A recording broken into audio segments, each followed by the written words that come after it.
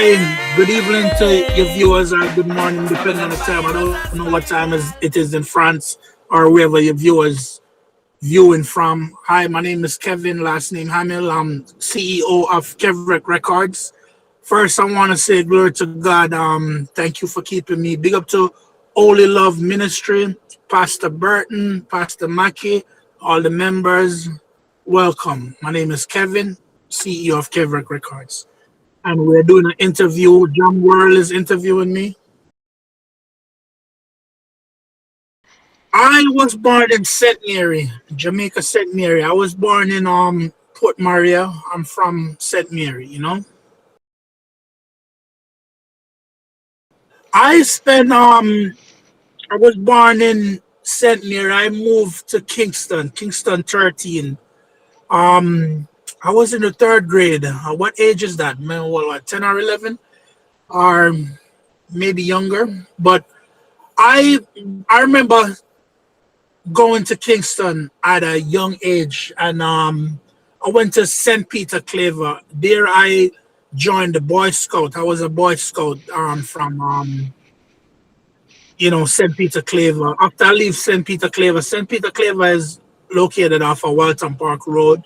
I went to Norman Manley from there, and at 16 years old I came to America, to New York. Yeah. Oh well, it was a little transitional moment there, though, because when you have a heavy accent and the way you dress, everybody knew I was Jamaican because I used to wear those cut up jeans with the number 8 on them and the big jean suit and stuff like that. So as you saw me back then, you knew exactly that I was Jamaican. But it was a transitional thing that I slowly got adapted to being, in the US. Yeah. No, no. I've always been a person who avoid, trouble, getting in trouble. I just was into music at a very tender age. I remember I had an uncle, rest his soul, Spider Black, used to come every year, and he used to keep a dance in Australia called Cali or California with Stone Love, Metro Media, and I used to go to that dance as a very young age. I was exposed to music real early, and I used to, you know, go to Australia and be in the dance hall at a very young age. Yeah. So, but I've always stay out of trouble. No, no, no, I never been in any kind of trouble like that.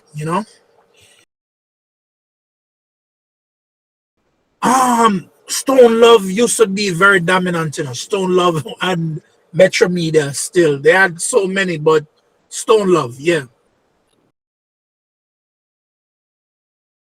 Well, I would say like maybe Dave Kelly and so many producers. They have, I would say like we have the genius, um Don Corleone, Not Nice, a whole bunch of producers. I'm influenced just natural from just being in music, from from birth. I've been exposed to music, so I've grew up with the love of music still. You know what I mean? Yeah. Yeah, well, in 2004, I used to work at this hospital, Kingsbury Jewish Hospital in Brooklyn, and I met a young lady. Her name is Crescentia, and she added me on to her credit card as a co-signer, or she put me onto one of her credit cards. So she gave me a credit card with, I think, almost $8,000, and I went to Sam Ash across from Kings Plaza, and I maxed that credit card immediately. I bought a drum machine, MPC 4000. I bought a keyboard. I just went crazy in there and got all the equipment that I need. And me and a young man by the name of Lush, we started a studio in the junction by Flatbush area where we used to charge student time, and that's how I started getting involved with music from 2004 when I officially got a tax ID number, and that's how I started doing music business from that time. Yeah. Oh yes, Mongoose is a very talented artist. I think the CD that I sent you was titled Galaf the Sov Galafesenon. Galafesenon. And I'm still in communication with Mongoose, on WhatsApp. And Mongoose was also featured on another CD that I have out called After Survive. And me and Mongoose, we have a history. Mongoose is one of the first reggae artists, dancehall artists to record music from our label, because we did a couple of singles. We did Protect My Soul, we did Mama You Bless.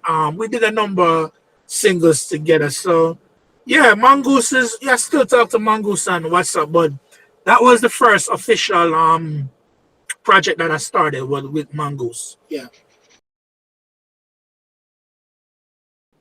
Well, I started working with Chezidek through a publishing company in Jamaica called Diamond Reggae. Diamond Reggae does all of my business as it relates to music in general, because she reached out to like the radio stations for me, and she reached out to the engineer, and we was, before I start working with Chezidek, I did music with Young Kush, Mongoose, Bama, and a number of artists. I then asked her, I was like, can you get word to Chezidek for me that I would like him to record a single? And the first official single that Chezidek record for me is a single titled Stronger. Stronger, you could tell your followers or the people viewing this to go to YouTube, type Chezidek Stronger. That was the first song. After that, we did Prayers Me Pray with Chezidek. We did Still Standing, and we have a song out now called Babylon Virus, which just came out like going on what, a week or two now since that came out. And he's in the studio now working on a fifth project for me that is on the Naya Bingy Man rhythm. And I have Luciano, yes, I have Luciano recording a single for me also. And I have Bummer, who is also recording a single for me also. Yeah. Well, we're gonna put it out as soon as the single is ready for with Chezidek and Luciano. Then we're gonna introduce it out there and see if other artists would like to get on it, or whoever want to work on get on it. They could reach me at KevWreck Records at gmail.com and send me a message, and we could take it from there still. But I do wanna, you know, let your viewers know that I'm a working person. I'm not doing music full time. I work two jobs. I work in a hospital, and I do taxi work. I'm a TLC driver. So I have to work with how things fit in my finance. How I could afford to put out music. So you know just bear with me if things is slow or not coming out fast enough, but it's because I'm doing the best that I can financially. You know what I mean? That's a good question. I'm so new in the business that I want to work with people who is putting out positive energy in the world. Like maybe Capitan and so much people. It's hard to really sit here and call names, but I want to work with people who respect where I'm at in music and understand that this is where I'm at, and my budget probably could reach but so much, and people who do want to work with me too, I want to work with them. So yeah, I would say anybody who is willing to really work with me so much. I'm not going to sit here and call names because I do plan to be around for some time to put out more music and see where it goes from there. Yeah.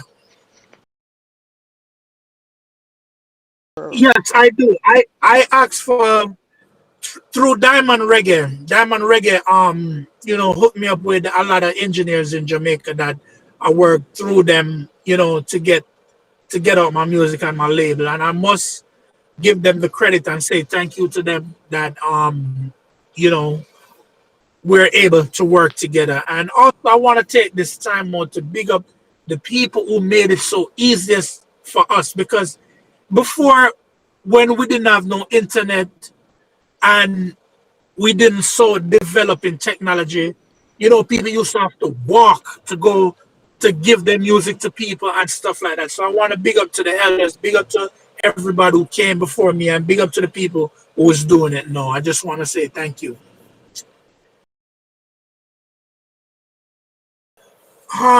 The coronavirus has affected us all, because we got to make sure we're protecting ourselves. See, I'm in my cab right now, and this is what I wear.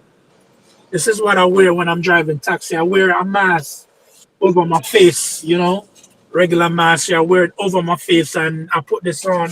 And when I'm at work, because I work in a hospital where I work and assist the nurses and doctors with the corona patients, and I tell you, it's a not a job in itself to protect yourself from the virus, but as far as the music is concerned, I did have a lot planned for 2020 before the epidemic or the virus came out, and I want to say it's not affecting my music because I have two essential jobs. I'm a TLC driver and I work in a hospital, so financially it's not so much affecting me.